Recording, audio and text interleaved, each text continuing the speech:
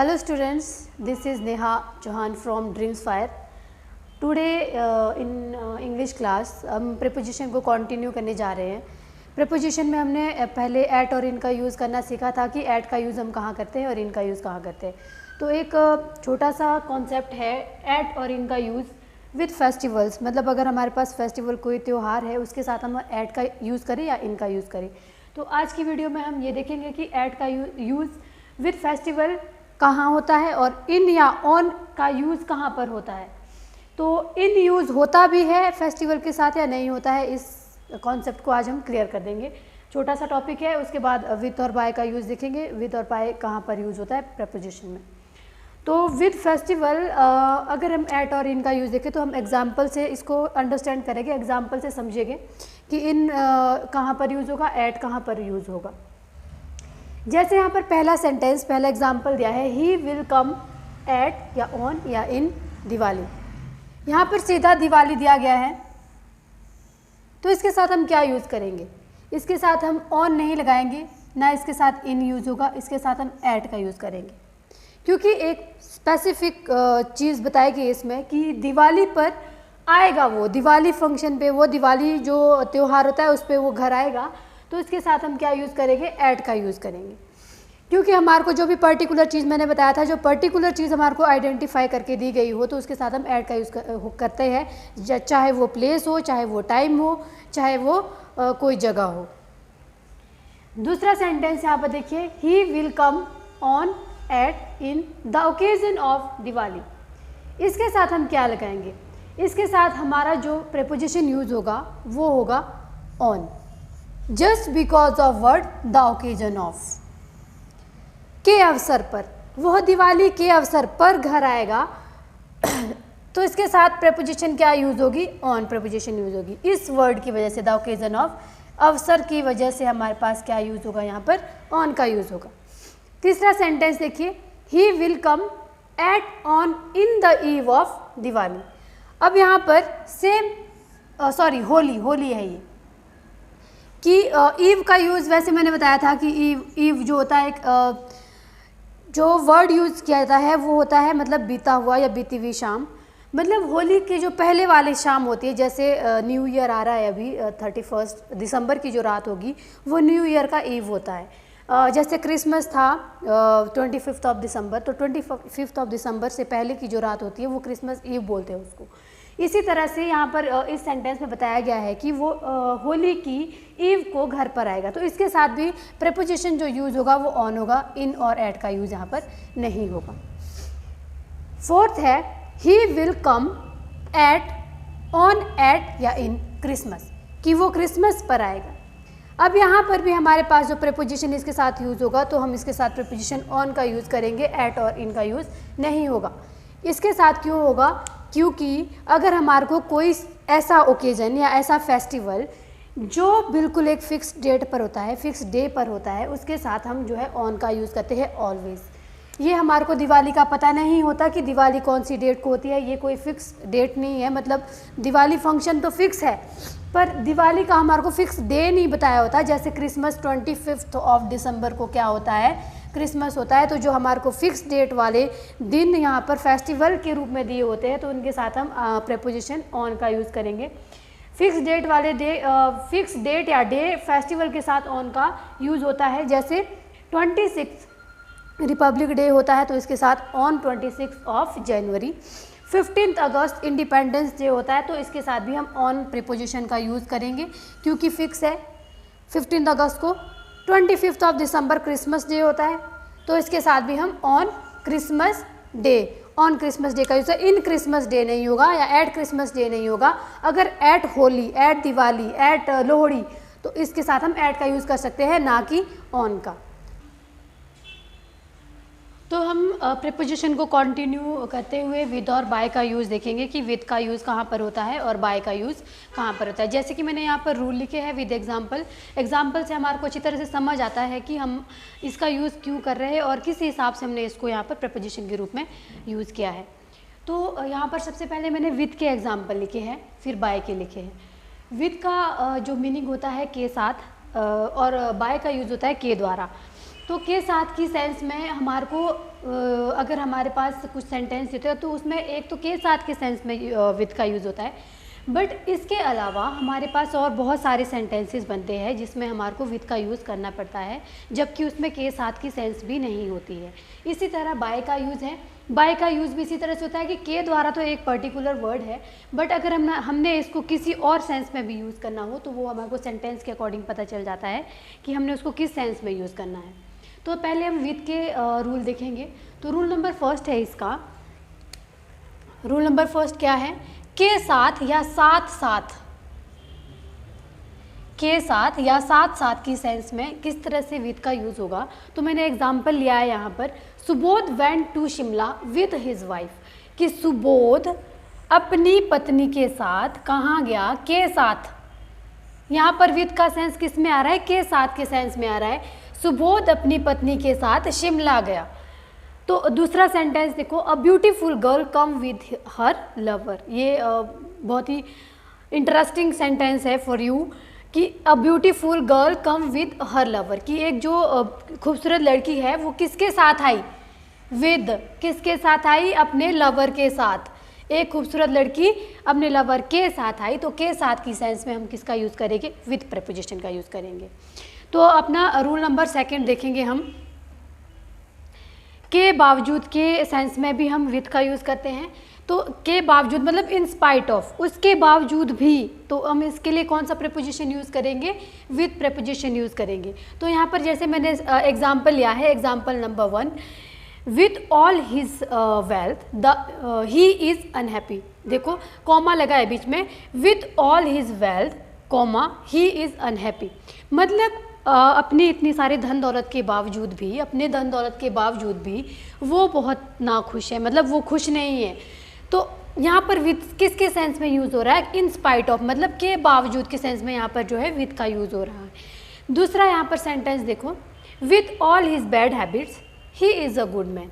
अब यहाँ पर हम इसको के साथ के सेंस में यूज़ नहीं कर सकते। अगर मैं बोलूँगी with all his good bad habits, कि वो अपनी बैड हैबिट के साथ साथ, ऐसे नहीं आएगा।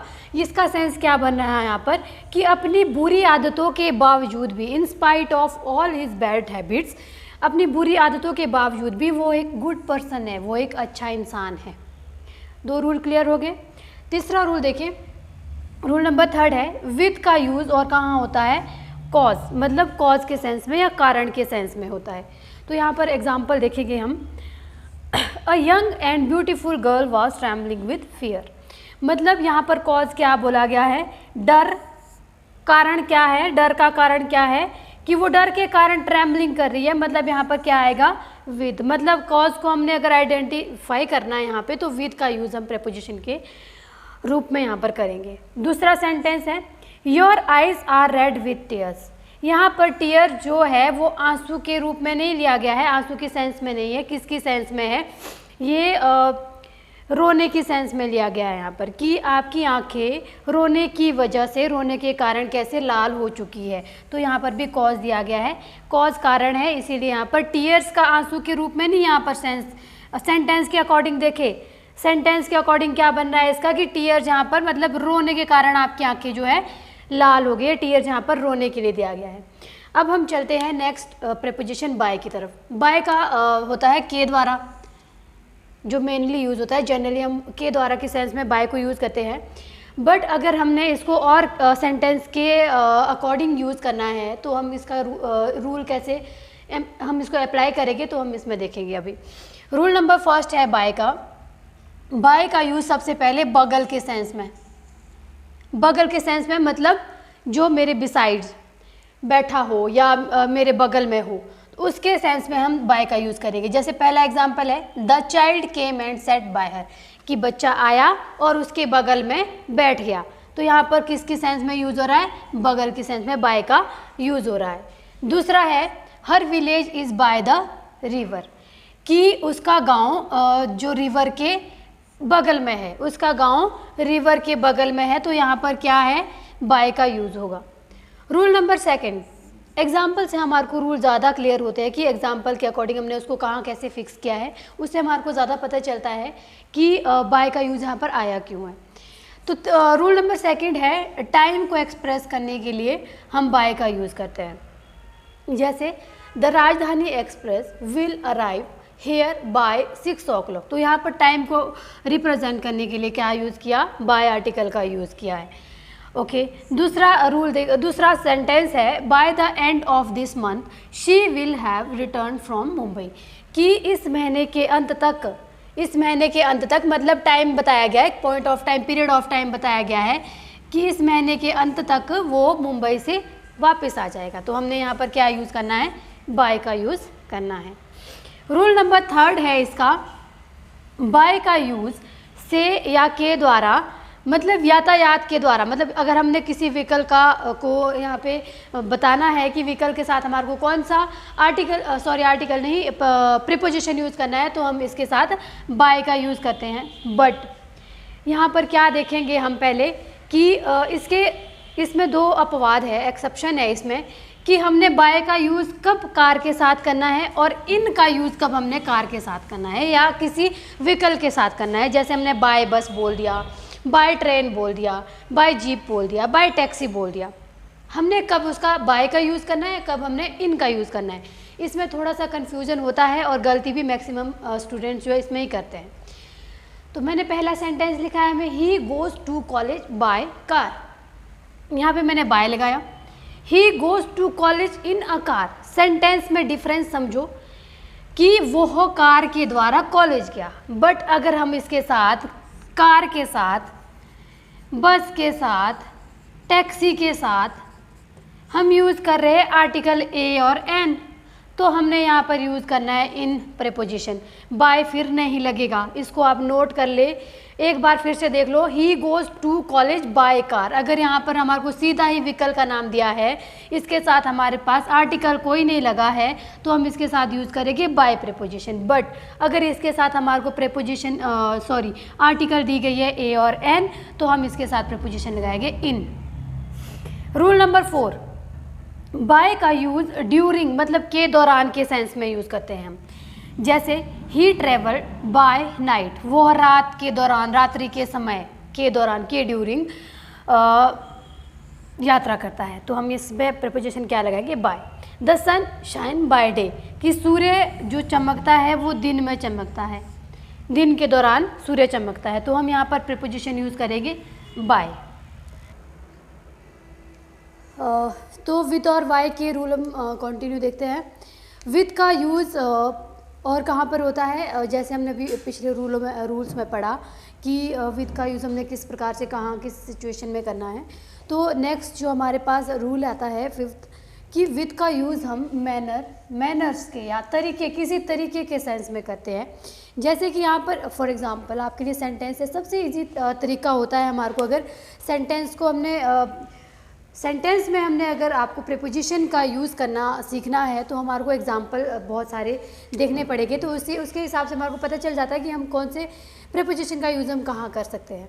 तो यहाँ पर जैसे मैंने एक एग्जांपल लिया है, the soldier fought with courage, कि यहाँ पर एक मैनर बताया गया उनको कि सोल्जर कैसे लड़े, सोल्जर जो है करेज के साथ लड़े।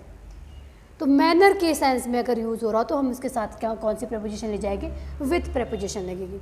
दूसरा एग्जांपल लिया है मैंने, the boys sit in the class with patience, और यहाँ पर भी मैनर ही मतलब तरीका बताया गया है कि जो बॉयज़ है वो क्लास में किस तरह से बैठे हैं, बिल्कुल पेशेंस के साथ बैठे। तो इसके साथ भी कौन सी प्रीपोजिशन यूज़ होगी, विथ प्रीपोजिशन का यूज़ होगा इसके साथ भी, सेकेंड वाला जो हमारा सेंटेंस है। तो हम नेक्स्ट रूल देखते हैं। नेक्स्ट रूल है रूल नंबर 6, विथ का यूज़, ये सबसे इम्पॉर्टेंट है। विथ और बाय के आर्टिकल में सबसे इम्पॉर्टेंट ये वाला रूल है और सबसे ज़्यादा क्वेश्चन भी इसी में से पढ़ते हैं। विथ का यूज़ हम इंस्ट्रूमेंट या वेपन के साथ करते हैं। अगर हमारे को कोई इंस्ट्रूमेंट दिया हो, इंस्ट्रूमेंट के साथ हम विथ का यूज़ करेंगे। अगर इंस्ट्रूमेंट डूअर मतलब जो कर रहा है उस चीज़ को, तो उसके साथ हम बाय का यूज़ करेंगे। वो हम अभी एक एग्जाम्पल से क्लियर कर देंगे कि उसमें किस तरह से हम इसका बाय का यूज़ करेंगे, किस तरह से विथ का यूज़ करेंगे। पहले यहाँ पर देख लो, विथ का यूज़ इंस्ट्रूमेंट या वेपन के साथ होगा। एक मैंने लिखा इंस्ट्रूमेंट, दूसरा लिखा वेपन। इंस्ट्रूमेंट मतलब औजार, वेपन माने शस्त्र, अस्त्र शस्त्र जो भी है। तो आई रोट, यहाँ पे प्रीपोजिशन लगी विथ, क्योंकि यहाँ पर मेरे पास इंस्ट्रूमेंट क्या है, पेन। पेन किसके लिए मैंने यूज़ किया है, लिखने के लिए। अगर मैं यहाँ पे बोलूँ आई रोट विथ पेन, कि यहाँ पर मैंने जो है पेन के साथ लिखा, तो इंस्ट्रूमेंट का काम कौन कर रहा है, पेन कर रहा है। तो यहाँ पर प्रीपोजिशन क्या जाएगी, विथ जाएगी। दूसरा देखो, he open the box with screw driver, कि उसने बॉक्स को खोला किसकी सहायता से, और इंस्ट्रूमेंट क्या था, स्क्रू ड्राइवर था, उसकी सहायता से उसने बॉक्स को खोला, तो इसके साथ भी प्रीपोजिशन विथ ही जाएगी। थर्ड देखो, मैंने इसमें स्टार भी लगाया है, वेरी वेरी इंपॉर्टेंट, आप इसका स्क्रीनशॉट ले सकते हो। I wrote the letter with by blue ink, यहाँ पर ब्लू इंक किसका काम कर रहा है, not work like an instrument, ये किसका काम कर रहा है, ब्लू इंक तो इंक हुई, स्याही हुई, ये कोई इंस्ट्रूमेंट नहीं है। तो इसमें क्या बोला गया है कि I wrote the letter with by in blue ink, तो इसके साथ ना तो विथ आएगा ना बाय आएगा, इसके साथ आएगा इन यूज़ होगा, इसके साथ ना विथ यूज़ होगा ना बाय प्रीपोजिशन यूज़ होगा, यूज़ क्या होगा, इन ब्लू इंक। ठीक है, अब हम बाय के रूल देखते हैं। बाय का रूल नंबर 6 है, जिसके हमारे को रिज़ल्ट प्राप्त हो रहे हो, मतलब अगर हमने कोई काम किया है उसको हमारे को रिज़ल्ट तो प्राप्त होगा ही, तो उस रिज़ल्ट को अगर हमारे को आइडेंटिफाई करना है किसी के प्रीपोजिशन के द्वारा, तो हम उसके साथ बाय का यूज़ करेंगे। जैसे मैंने एग्जांपल लिया, वीना गॉट अ प्राइज़, ध्यान से देखिए, Veena got a prize by hard work, कि वीना ने प्राइज़ प्राप्त किया कैसे, हार्ड वर्क से, मतलब हार्ड वर्क का परिणाम क्या हुआ कि उसको प्राइज़ मिला, तो इसके लिए प्रीपोजिशन क्या लगेगा, बाय, नॉट विथ, इसके साथ विथ का यूज़ नहीं होगा, किसका होगा, बाय का यूज़ होगा।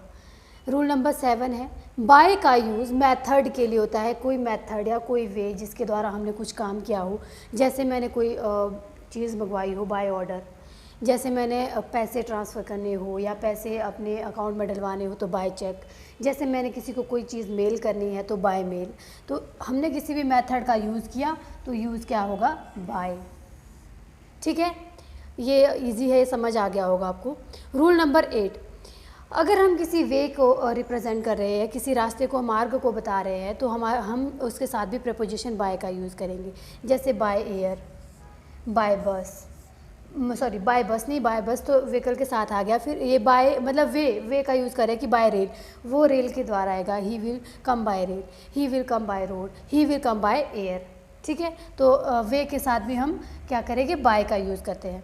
अब यहाँ पर वेरी वेरी इंपॉर्टेंट, इसका कंपैरिजन हम इसके साथ करेंगे। जैसे मैंने यहाँ पर बताया कि इंस्ट्रूमेंट के साथ क्या करते हैं हम यूज़, विथ का यूज़ करते हैं।